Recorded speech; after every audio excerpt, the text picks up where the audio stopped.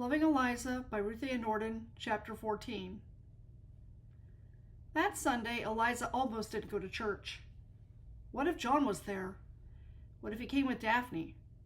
What if he didn't? What if he came to see her? What if he didn't come at all? Life had continued on without him, but she felt a lingering emptiness. Is this what it felt like to be in love? She'd never experienced love with a man before, so she wasn't prepared for how much it hurt to leave John. She stood outside the church and took a deep breath. For a moment, she imagined what might have been if she had married John here. He had always made it a point to stop and point to the church any time they came to town. His persistence had annoyed her to no end, but now she wanted nothing more than to have him ask again. But it wouldn't be fair to him. Not really. He deserved better than her. She peeked into the church and saw that he was sitting there, sitting in the pew they usually sat in together. Frank and Addie were talking to him. She shook her head. No, she couldn't do it. She couldn't face him. Not today. Maybe she could next week. She turned and fled down the street, not caring if anyone saw her or not. She glanced over her shoulder and bumped into someone. She nearly shrieked. Then she looked forward and saw Daphne, who was with Charity, Bethany, and Ralph. Oh, Miss O'Connor. I'm sorry. Really, that applied to bumping into her and being responsible for John breaking the engagement. Daphne smiled and shook her head. I know it was an accident. There's no need to apologize. Would you like to join us for church this morning? Daphne had to be kidding. What woman wanted to sit with the woman who took her intended away from her? You're more than welcome to join us, Charity offered. Eliza would not step into that church right now if her life depended on it. Thank you for the offer, but I don't feel well. What's wrong? Daphne asked, looking concerned. Is there anything we can do to help? Daphne's kindness was making Eliza feel worse by the minute. She couldn't bear to be around someone this good. John's here, she blurted out, before she had the chance to think over the wisdom of her words. Maybe you should sit with him. I mean, I heard that you're no longer engaged, but he doesn't know you. You shouldn't give up on him. I don't understand, Daphne said. I thought you two were planning to get married. Eliza nearly gasped. What? No, I never said I'd marry him. See, Ralph inserted, I told you. Daphne shook her head. But John came by looking for you. It was obvious that he was upset that you left his place. And there had been talk. Talk? What kind of talk? Eliza inserted. Well, nothing much, really, but a few people said that you two looked happy together. And then, of course, he came by to tell me that he loved you, and that he needed to break off his engagement to me. But that's because he doesn't know you, Eliza said. He's never spent time with any woman. I was only there to help him with his place. I never gave him a reason to think I'd marry him. A wise move, Ralph muttered under his breath. Charity and Bethany nodded. Eliza ignored them. Anyway, I knew that you were his mail-order bride, and I respected that. Believe me, I don't want to come between you two. I know that, Daphne replied. But you should understand that I only met him through 2 letters. Actually, his brother Aaron wrote on his behalf. I have no attachment to him. You should get to know him, Eliza insisted. He's a sweet man, and you're a sweet woman. The 2 of you should be together. He and I just don't belong together. At least take the time to talk to him. Eliza caught sight of Troy as he walked down the street. She cringed. Look, I have to go home and lie down. Please think about what I said. Before they could respond, Eliza hurried in the opposite direction. Troy's intentions were too obvious, and she found the best thing to do was to avoid him altogether. By the time she made it back to the boarding house, she was out of breath. She was about to run up the steps and hide out in her room when she realized someone sitting in the parlor, reading a book. She had met all of the boarders except for one. She stepped into the room and wandered over to the bookcase. Molly had a lot of good books here, and her eyes fell on one by William Shakespeare called Romeo and Juliet. She read the back cover and decided that it sounded like an interesting book. Two people falling in love despite their feuding families. She decided that she would read it. As she sat in the chair across from the man, she glanced in his direction.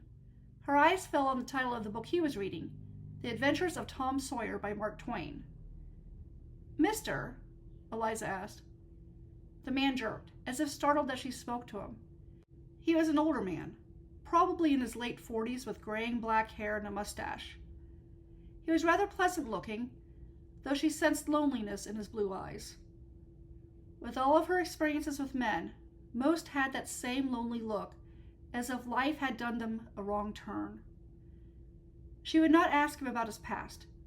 She rarely asked men about what troubled them. Usually, they just came out and told her anyway. She cleared her throat and motioned to his book. "I see that you're reading The Adventures of Tom Sawyer. Is it any good?" After a moment of moving his mouth but not speaking, he finally said, "Yes, it is."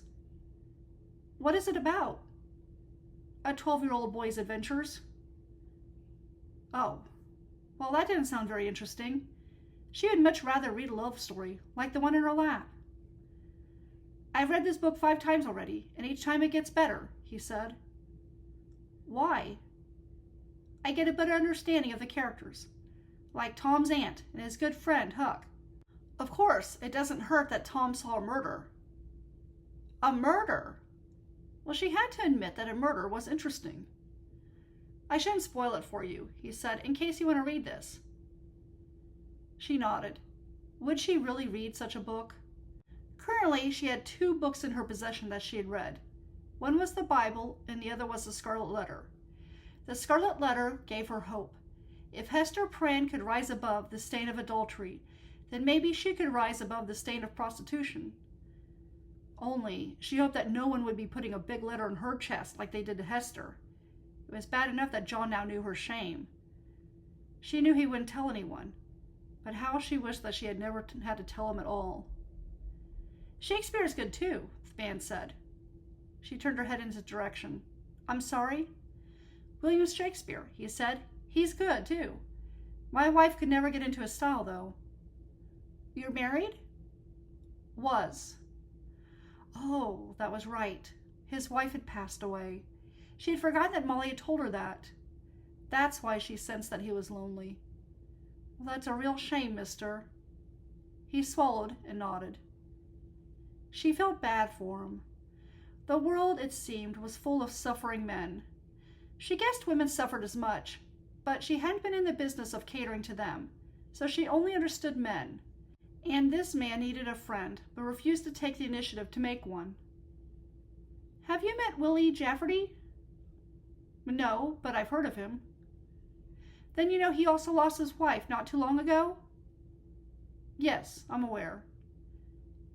And unlike Willie, this man had not moved on. Also, unlike Willie, he would attach himself to the first woman who showed a sincere desire to get to know him. He was much too vulnerable. It was written all over his face. "I suppose I should take this book upstairs," she said. "What's your name?" Slowly standing, she answered, "Miss Sweet." There, that ought to keep it formal. A first name was much too personal, and that was the last thing he needed. If he were to meet a woman, she would have to be genuinely interested in him. "My name is Alan Gray." "Yes, I know. Molly told me about you when I first came here." Before he could ask for her first name, she said, "I have a headache. I must rest." She hurried out of the room and up the steps, relieved that she didn't make matters worse. The last thing she needed was to cause another man grief. After she entered her room, she shut the door and leaned against it, clutching the book to her chest. She closed her eyes, wishing that she could stay there for the rest of her life. The next day, Eliza lugged the chair up the narrow wooden steps. "Don't get one scratch on it or it comes out of your wages," Harry yelled out at her from the bottom of the staircase. Eliza grunted but pressed forward, holding the chair above the next step so she wouldn't scrape it. She paused for a moment to make sure her footing was steady before she moved forward. "Can't you get any faster? I'm not getting younger, you know." "Shut up, you old hag," Eliza muttered under her breath, tired of the woman's constant nagging. What'd you say? As Eliza made it to the top step, she exhaled and wiped her forehead with her blistered hand. She turned to Harriet, who glared up at her. Nothing, Mrs. Lube. Huh. The woman, of course, didn't believe her. Well, set it in my bedroom, and then come on down here for the ottoman. Gritting her teeth, Eliza picked up the chair and lugged it to the old bat's bedroom, which hadn't been aired out in over 100 years. Or at least that's how it smelled. Once Eliza set it on the rug by the window, she leaned over it and struggled to catch her breath. Her stomach growled. It was lunchtime. And again, she had to skip breakfast so she wouldn't use up the remaining funds that she had. She kept careful track of her expenses. If she didn't have to eat, she wouldn't have any problems, minus her broken heart. How she missed John. She missed him so much that it hurt. Had Daphne talked to him? Had the two worked things out? Groaning, she closed her eyes and willed the memory of John's kisses from her mind. She couldn't continue on in regrets. She'd made that her goal. Always press forward, never look back. Don't waste time on what-ifs. It never did any good. She forced back her tears and stood up. Taking a deep breath to steady her emotions, she returned to the parlor and brought the ottoman up. Harriet had disappeared, but the question was, where to? When she got back downstairs, she called out for her. In here, if you must really know, Harriet snapped. Biting back a retort she had once heard a farmer use, Eliza walked to the kitchen and saw that Harriet was eating a sandwich. Eliza's mouth watered. Licking her lips, Eliza smoothed her hands on her dress. I got the furniture upstairs like you wanted. She watched as the woman took a large bite of the food. May I please have something to eat? The woman frowned at her. I told you that you need to find your own food. I'm not a grocer. Eliza gritted her teeth. She understood why Harriet had a hard time keeping employees, but all of her efforts to find another employment over the week had failed. So whether she liked it or not, she was stuck with this miserable old coot. That, naturally, meant she couldn't retaliate. Sadly, even her bosses at the saloon weren't as mean as Harriet was. John, however, had been the best person that she'd ever worked for. If only he could have kept things professional. If only she could have kept things professional. Maybe if he married Daphne, she could go back and work for him. No, that would never work. She loved him, and she couldn't go back to how things were, no matter how much she wanted to, or didn't want to. She took a deep breath and settled her thoughts. Right now she needed money. She had to pay her rent for the next week, and that left her with only enough to eat at the restaurant for 3 more days if she ordered one of the cheapest items on the menu. Directing her gaze to Harriet, who finished up her sandwich, she asked, May I get my pay, please? The woman groaned. You shouldn't bother a woman while she's eating. Give me a moment and I'll get your wages. Good. $5 would solve the bulk of her problems. Maybe Eliza could get dessert this time. Harriet took a final gulp of water and took her things to the sink. Clean the dishes and I'll be right back. Excited to be getting paid, Eliza readily obeyed. When she finished, Harriet returned. Eliza tried not to seem too eager for her pay. That wasn't a good thing for an employee to do, but her growling stomach was doing flip-flops over the notion of eating something at the restaurant. Harriet handed her some coins. The amount didn't feel heavy enough to equal $5. Eliza counted the change. But this is $3.50. Right. Eliza licked her lips. We agreed on the $5. I agreed to pay you $5 for your work. Yes, Eliza said. Well, those 2 men came over here to help you take my stuff out of the attic, and then they came by the next day to help you clean up the yard. Because you had some things that were heavy, and I didn't know how to drive a wagon, Eliza explained. Well, they still did all that work. As far as I'm concerned, they should get the remaining $1.50. That left Eliza with 50 cents for 1 week's worth of food. But I need $4 so Molly will let me have room and board, Eliza said. Otherwise, I pay her $3, and then I have to find a source of food. I don't see how I can manage on 50 cents.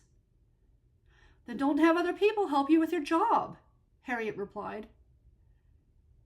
Well, Eliza struggled not to whack the woman on the head with the rolled-up newspaper resting on the table in front of her.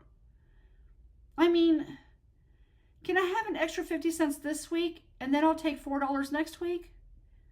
No, I don't lend money out ahead of time. How do I know if you're not going to take my money and not do the work? You work first, and then you get paid. May I do something else to earn some food for here? No, I don't reward people who can't watch their funds. If you don't have enough money, that's your fault, not mine. I scrimped and saved my entire life, and I learned how to make money last. This will do you a lot of good. But, Eliza started to protest, there's no need to thank me. The woman turned to leave the kitchen. When you get back from the restaurant, we'll discuss what chores need to be done next. On her way home after 6, Eliza decided to skip supper. In a short while, she would go to sleep, and it was easy to forget her hunger then. She clutched her stomach as she passed the restaurant. The aroma of steak and chicken never smelled so good. She hurried across the street so she could get away from it. When she reached the boarding house, she stopped and groaned. Why was John here? Why wasn't he over at Charity's residence so he could be with Daphne? Didn't he know that he was only prolonging her pain? Her stomach rumbled. Where was she supposed to go? She didn't have the strength to confront him. She sighed as she thought over her options. Where could she go and not be found? Finally, she decided to go to the restaurant. She ordered the cheapest thing she could find and took her time in picking at her rolls. At least it settled a nagging hunger in her stomach, but she was too busy calculating how much money she had left, so she couldn't enjoy them. If she didn't have to eat, she'd be doing just fine right about now. Good evening, Eliza. Eliza glanced up and saw Addie. Good evening. Are you planning to grab a bite to eat? No. I happened to see you from outside and thought I'd come by and see how you're doing. I haven't had a chance to talk to you since last week. Eliza took a sip of water while her friend sat across from her. I'm doing fine. That's good. John's been by 3 times since I last saw you. He's worried about you. Eliza suspected that Addie was worried too. I said I'm fine. I have shelter and a job and food. Well, if you need anything at all, please let me know. If Eliza did that, she'd have to admit that she couldn't make it on her own. And that was the last thing she wanted to do. Her entire life was spent relying on others. This time she had a chance to make it on her own. In the future, she just wouldn't let Troy or Willie help her work. And then she'd get the full $5. Then she'd be fine. Eliza, Addie continued, John loves you. Why do you keep rejecting him? He's a good man. He'd make a fine husband and father. Eliza sighed and finished her last roll. Glancing around the room, she caught sight of Alan Gray as he paid for his meal. She nearly fell out of her chair when she saw all of the money in his wallet. Why didn't he own a home? He looked like he could afford it. He's not going to marry Daphne, Addie softly stated. It took Eliza a moment to realize that she was talking about John. Haven't the 2 of them talked so that they could get to know each other? I don't understand why this means so much to you. Daphne doesn't mind if you're with him. Of course, Addie wouldn't understand. What could Eliza say? Could she really tell her, I was a prostitute for 13 years? Finally, Eliza decided to say, it's complicated. Addie laughed. Why is it that unmarried women assume that everything is complicated when it comes to love? Why was it that everyone assumed an unmarried woman never stepped foot into a whorehouse? I better go home, Eliza said. I'm tired. Addie stood with her. The offer is open any time you need it. Don't let pride get in the way of asking for help. Eliza placed the coin on the table and looked at her friend. Did Addie know or suspect that Eliza did need help, Or was she just saying that because it was one of those things friends said to one another? Well, the least I can do is walk back with you, Addie offered. The boarding house is on the way to the general store. Eliza nodded. That sounded simple enough. After they were outside, and Addie glanced around, she whispered, "You're not sweet on Troy, are you?" "Goodness, no!" "I'm sorry, but I had to ask. He's been talking as if he's courting someone. He hasn't mentioned names, but he says it's a matter of time before he makes it official." Eliza cringed. She didn't know why Troy gave her the creeps, but he did. "I try to avoid him whenever I can. I assure you that I don't encourage him." "Well, that's good," Addie replied. "There's no sense in sending the wrong message. Troy is all right, I guess. I don't really know him. The only reason I know John as well as I do is because he does business with Frank. He made the tables and counters and shelves in the general store, you know." "No, I didn't know. But it made sense, since John was the only man in town who did that kind of thing." "John took over his father's business. His father taught him the trade. None of the other boys were interested." "It's good someone does this in town." "Yes, it is. Otherwise we'd be in trouble," Addie chuckled. They stopped in front of the boarding house, and Eliza breathed a sigh of relief. John wasn't there anymore. "I'll see you around." Addie smiled. "Remember, I'm here to help, should you need it." "I know. Thank you." Then Eliza turned and went up the steps, glad to be done with another day.